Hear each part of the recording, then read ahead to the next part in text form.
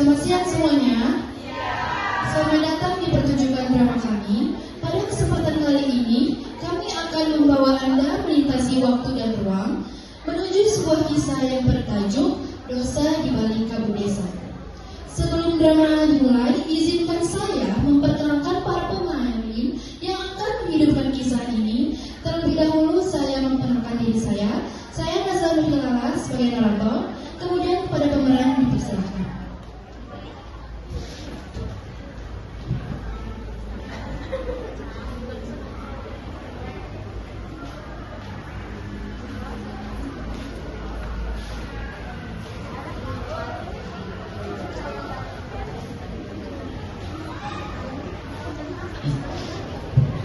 Izinkan kami memperkenalkan diri. Saya Irfan Putra sebagai Bayu, abang dari Suri. Saya Suci Handayani berperan sebagai Suri, adiknya Bayu. Saya Dina Ardianti sebagai Ibu Santi, ibu dari Bayu dan Suri. Saya Novita Sari berperan sebagai Pita. Saya mahasiswa penelitian. Saya Nurida Sari berperan sebagai Naisa, mahasiswa penelitian. Saya Salsabila Maulvi Tanjung sebagai Salsa. Saya berperan sebagai mahasiswa penelitian. Saya Dara Manjuli, saya Gendis sebagai kepala desa. Saya Putianti sebagai Mbak Tia, warga desa. Saya Sylvian Tina sebagai Mbak Tina, warga desa. Saya Sri Windawati sebagai Mbak Diri, seorang warga desa. Saya Ahmad Abi Siregar sebagai Pak Polisi. Kini biarkan imajinasi Anda bekerja. Persiapkan diri Anda untuk menyaksikan pergulatan batin, tawa dan air mata. Hadirin sekalian, inilah pertunjukan kami. Selamat menyaksikan.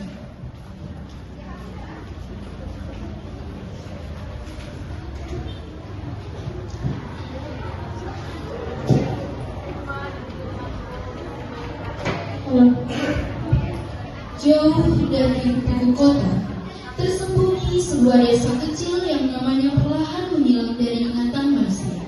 Dahulu, desa ini hidup ladangnya hijau, warganya rukun dan suara tawa anak-anak selalu mengisi pagi. Namun, suatu peristiwa kelam terjadi bertahun-tahun silam, membuat kehidupan di desa ini berhenti tanpa jejak yang jelas. Meski dianggap kosong, desa ini tetap berdiri sunyi, dingin dan menyimpan rahasia yang tak pernah benar-benar mati. Hingga suatu hari, sekelompok mahasiswa datang tanpa mengetahui sejarah kelam itu, membuka kembali pintu desa yang seharusnya tak pernah benar-benar diketuk. Segalanya bermula dengan bisik-bisik gosip biasa yang dianggap remeh oleh banyak orang. Di sebuah pagi yang berkabut, 3 perempuan warga desa berkumpul di sudut pasar. Di antara tumpukan sayur dan suara tawar-menawar, mereka membicarakan suatu hal yang sama sebuah rumah tua di ujung kota. Rumah yang tak pernah lagi berpenghuni, rumah yang konon tak pernah benar-benar kosong. Percakapan mereka sederhana, seolah hanya gosip biasa. Namun, tanpa mereka sadari, kata yang terucap pagi itu menjadi awal dari keterkuatnya peristiwa kelam bertahun-tahun silam. Mbak, cabai sekilo berapa? Oh alah, mahal banget ya Mbak. Ya mau gimana, semuanya pada mahal. Mbak, ada nggak sih dari rumah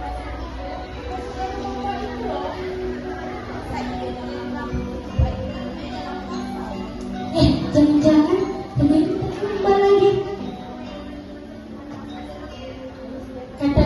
Katanya sih, kayaknya sih bakalan ada kejadian aneh di kampung kita.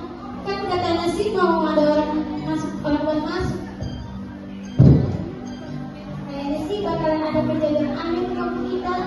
Kan katanya bakalan ada orang luar yang mau masuk. Katanya sih mahasiswa penelitian. Kemudian datang para mahasiswa, bukan untuk menggali masa lalu, tetapi mencari data. Namun, takdir membawa mereka lebih dalam dari yang mereka kira.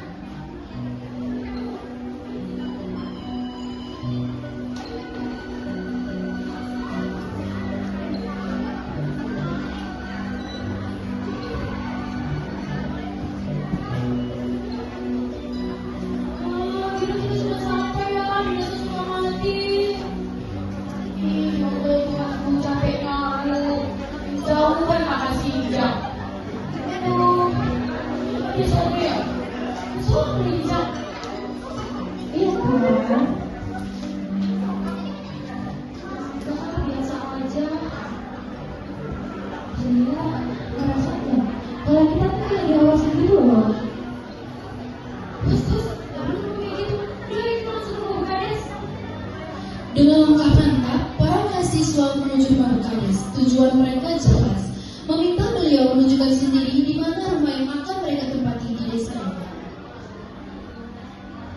Assalamualaikum, Bu Kades. Waalaikumsalam. Oh, kalian ya mahasiswa yang tinggal di desa ini? Iya, Bu. Nama kalian siapa dan kalian apa? Oh, kebetulan kami 3 orang, Bu. Saya, Salsa, ini Naisa, dan ini Vita, Bu. Oh, ya sudah. Kalau begitu, makan. Iya Bu, saya juga berangkat kemudian sampailah mereka ke rumah yang dituju. Nah, ini dia rumahnya. Dulunya ini rumah saya. Tapi karena saya sudah belajar yang salah daripada kosong, ini udah tempatin aja. Oh, makasih ya Bu, Ibu baik banget deh.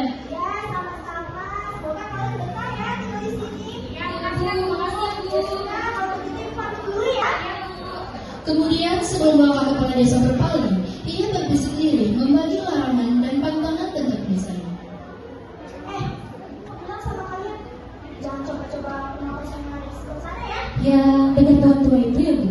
Ya nak, Kenapa Bu? nenek pokoknya jangan coba-coba ke sana. Ini di sini. Iya kan?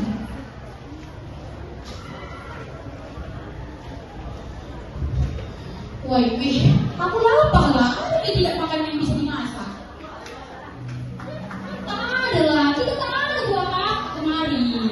Udahlah, kita ke pasar aja. Mana tahu ada makanan di sana yang bisa kita masak. Oh iya, iya, iya. Seperti itu, untuk pertama kalinya, para mahasiswa menyatu dengan gemuk desa. Namun, sejak langkah pertama mereka memasuki pasar, ada rasa asing yang sulit dijelaskan.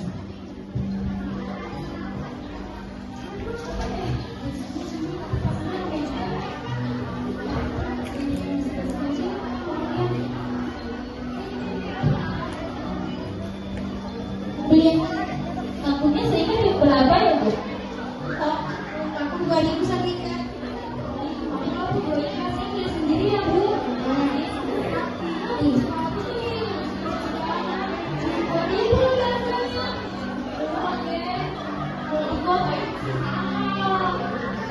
Saja deh.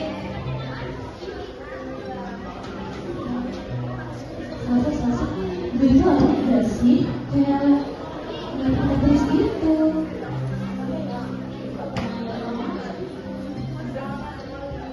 Ini aja ya, Bu.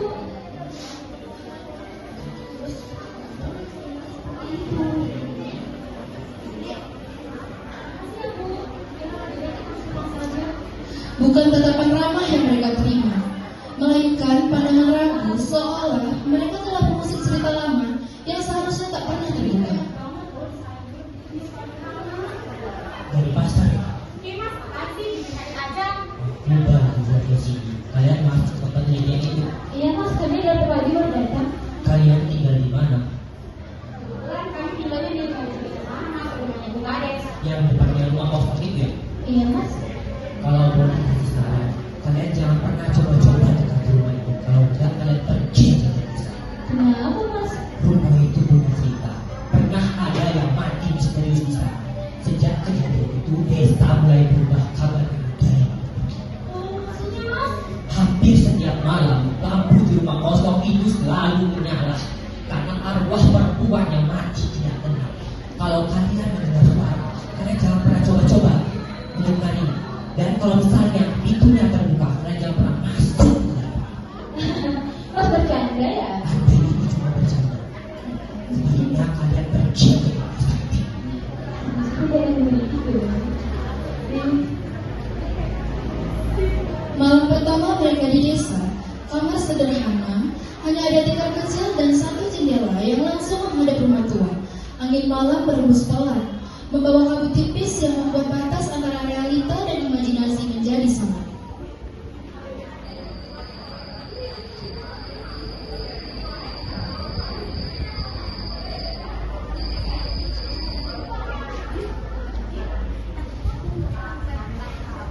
Kalian merasa nggak sih rumah ini ramai banget dan dingin lagi suasananya?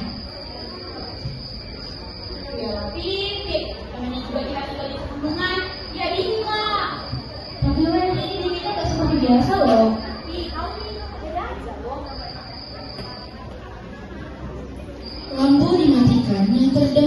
ada suara jangkrik dan desir di dalam. Tempat ketika mata mulai terasa berat, terdengar sesuatu dari arah jendela. Salsa yang terbangun merasa jantungnya berdebar cepat. Ia melirik ke arah jendela, dan sesaat ia merasa melihat sosok berdiri di balik kaca. Matanya tanpa ekspresi, ia bergegas menutupi mukanya dengan selimut dan mencoba tidur dengan tenang.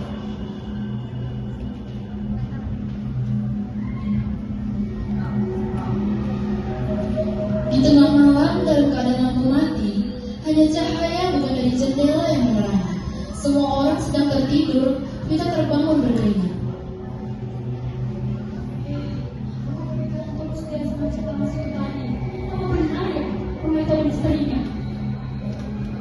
Aku coba lihat aja rumah itu dan tidak penasaran. Ini penasaran banget sama rumah itu. Ya, aku datang sana, sekarang cari angin. Rasa penasaran mengalahkan rasa takut. Tanpa membangunkan kedua temannya, Vita berjalan keluar rumah. Di luar ia melihat rumah tua yang dilarang untuk didekati oleh Bu Kades dan Mas Bayu kemarin. Cuma sebentar, tidak apa-apa kan? Langkahnya pelan tapi pasti. Semakin dekat dengan rumah tua itu, semakin jelas dia mendengarkan suara angin, atau mungkin bukan angin, seperti bisikan, seperti tangisan. Langkah Vita berhenti di depan rumah itu, malah membuat rumah itu menjadi lebih berbeda. Vita tidak tahu apa yang membawanya sampai ke sana. Dari balik bayangan gelap, seseorang yang lebih dulu mengenal, namun rumah itu muncul Bayu. Dengan langkah, pelan dan suara yang nyaris tak terdengar, Bayu hadir dan mengubah rasa ingin tahu menjadi ketakutan yang nyata. Bayu berdiri dalam gelap, memegang gemetar foto lama itu. Sayangku, kau dengarkan mereka semua salah paham. Mereka mengira kau mati karena bunuh diri, padahal aku yang menghabisimu.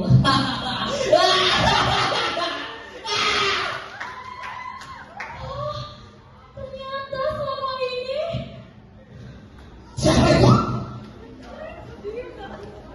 aku tidak melihat apapun. Apa yang kau lihat?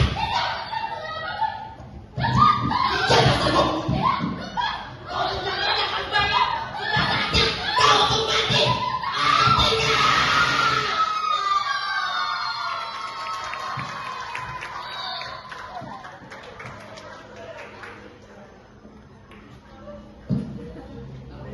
Di balik flashback masa lalu, di balik suara-suara yang bukan miliknya, ingatan lama kembali terbuka. Malam itu bertahun-tahun yang lalu, rumah tua itu masih berpenghuni. Ada 3 jiwa di dalamnya, Bayu, adiknya, dan seorang ibu yang percaya bahwa keluarganya baik-baik saja.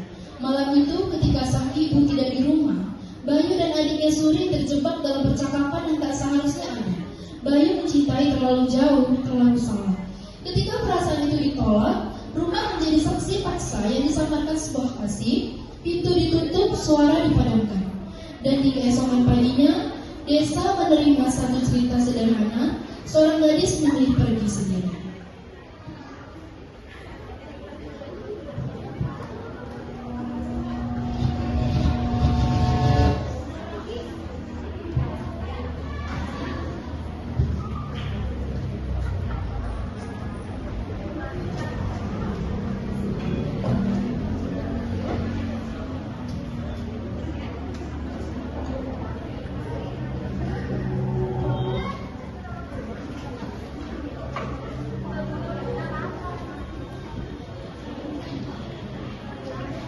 Kita main ya? Emangnya dari tadi pagi dia nggak kelihatan? Nggak ada, coba lihat telepon dulu ya. Bagaimana nih kita? Bagaimana nggak jawab dia? Lebih baik kita cari keluar aja nggak sih? Kan keluar. Vita, Vita, bagaimana nih Vita belum ditemukan? Apa sebaiknya kita ke rumah buka saja dan mencari Vita bersama warga? Ayo. Vita,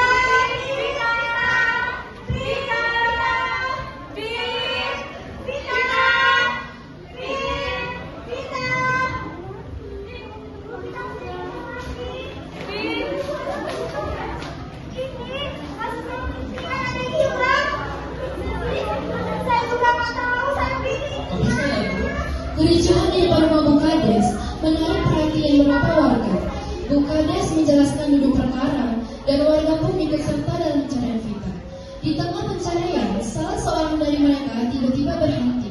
Napasnya berat, matanya kosong, suara terdengar lebih pelan, lebih dalam dan terlalu tenang untuk pagi yang penuh kegelisahan itu.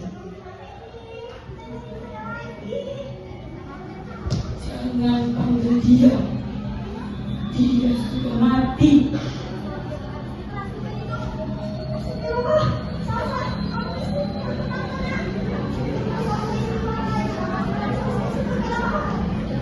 Namaku sudah lama dikubur. Siapa kamu? Mama, sesungguhnya. Aku Suri, Bu. Suri siapa, Bu? Suri, adiknya bayi yang menyendiri di ujung kampung itu. Apa sebenarnya terjadi? Aku tidak memilih pergi. Aku dibuka oleh bayi malam itu. Di balik suara Suri yang bukan miliknya, ingatan lama kembali terbuka. Malam itu, bertahun-tahun yang lalu, rumah itu masih berpenghuni. Ada 3 jiwa di dalamnya, Bayu, adiknya, dan seorang ibu yang percaya bahwa keluarga baik-baik saja. Ketika perasaan itu ditolak, rumah menjadi saksi paksa yang disamarkan disamarkan sebagai kasih. Pintu ditutup, suara dipadamkan. Dan di keesokan paginya, desa menerima satu cerita sederhana. Seorang gadis memilih pergi. Suri.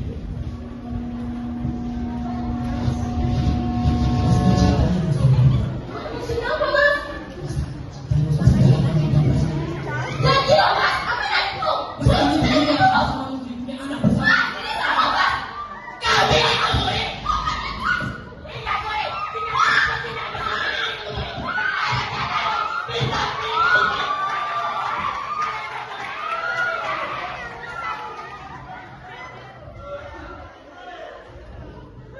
Yang tertinggal hanya cerita yang dibungkus rapi dan rumah yang dipaksa dia.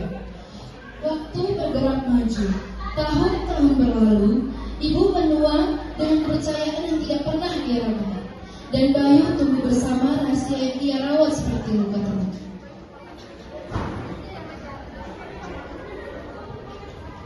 Flashback pun berhenti di sana. Hingga pagi ini kenyataan berdiri di hadapan mereka semua. Bahwa apa yang dianggap mereka misteri selama ini adalah dosa lama yang menunggu waktu untuk bersuara. Ia hanya menunggu tubuh yang cukup berani untuk mengatakannya kembali. Jangan biarkan dia bersembunyi lagi. Selama ini ragu. Cukup. Jangan percaya dari kita orang yang sudah mati. Kenapa sudah berbohong? Dia kan telah diajak. Kita tidak bisa memastikan dari kebenaran orang yang sudah mati. Ini kebenarannya, Mas. Kebenaran versi aku. Versi Vita yang telah kau bungkam tadi malam. Bukan aku. Bu Gendis, jika kau tidak percaya, lihat saja gundukan di belakang rumah kosong itu. Kau akan tahu segalanya. Ayo semuanya kita lihat ke bukit. Sama-sama kalian semua. Mereka kita bilang tempat saya akan mengatakan polisi kan tidak.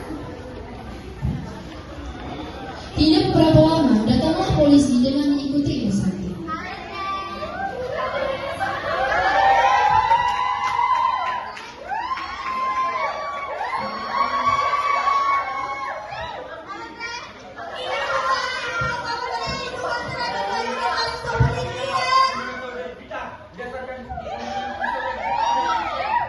Jadi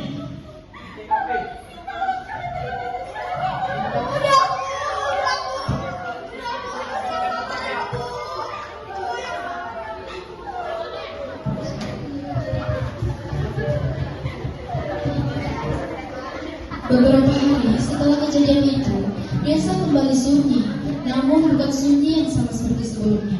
Kali ini sunyi yang terasa lebih ringan, seolah beban masa lalu telah terangkat. Di halaman rumah Bukades, Salsa dan Naisa berkemas untuk pulang. Wajah mereka lelah, namun terlihat tegar.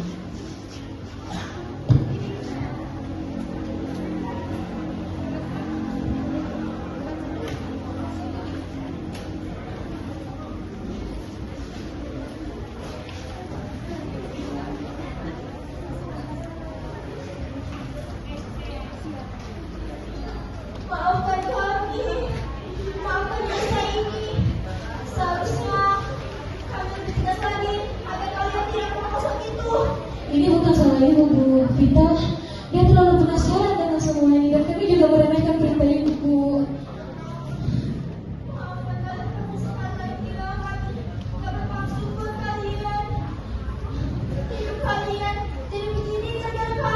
Iya, tidak apa-apa, Bu.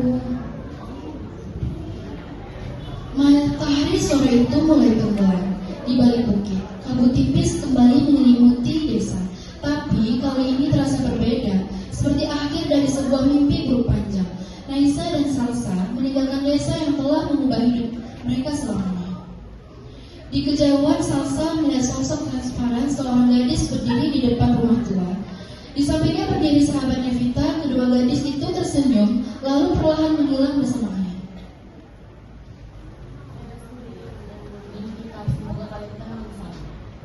Kamu bilang apa sih? Mereka pun meninggalkan desa. Di belakang mereka rumah tua itu berdiri sendiri. Kini benar-benar kosong. Tidak ada lagi arwah yang menunggu. Tidak lagi rahasia yang terkubur. Hanya kenangan akan dosa yang akhirnya terungkap. Dan keadilan yang meski terlambat akhirnya ditegakkan. Setelah semua kejadian yang mengguncang di desa ini, kini saatnya bagi setiap tokoh untuk menyampaikan pesan dan amanat dari kisah kelam yang telah terungkap.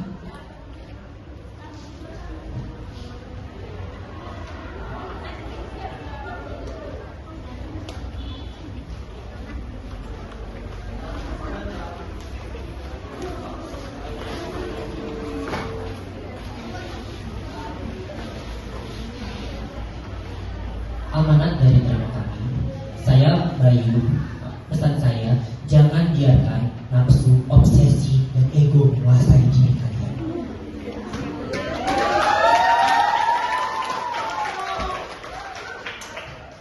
Saya Suri, saya adalah korban dari obsesi yang salah. Pesan saya, jangan pernah paksakan kehendak ataupun perasaan kepada orang lain. Saya Ibu Santi. Pesan saya adalah sebagai seorang ibu, hendaknya kita mawas diri terhadap perubahan orang-orang yang kita cintai sekecil apapun. Saya Vita. Dari kisah saya belajar bahwa keberanian tanpa kehati-hatian adalah sebuah kecerobohan yang akan dapat menyesatkan diri sendiri.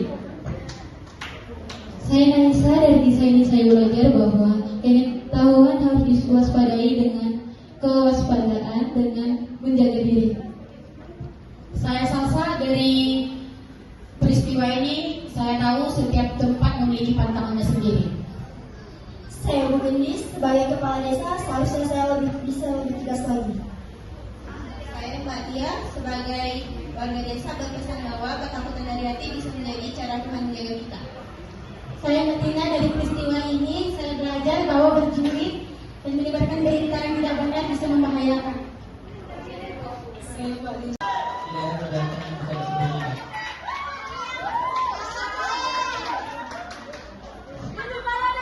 Dan saya sebagai narator, saya menyampaikan bahwa setiap cerita memiliki pelajaran. Dari kisah dosa di balik kabut desa ini, kita belajar bahwa masa lalu tidak pernah benar-benar terkubur. Kebenaran akan selalu mencari jalan untuk terungkap. Maka dari itu, hiduplah dengan jujur, hormati batasan, kendalikan diri, dan jangan pernah menyimpan dosa yang suatu hari akan menghantui kita. Kami mengucapkan terima kasih telah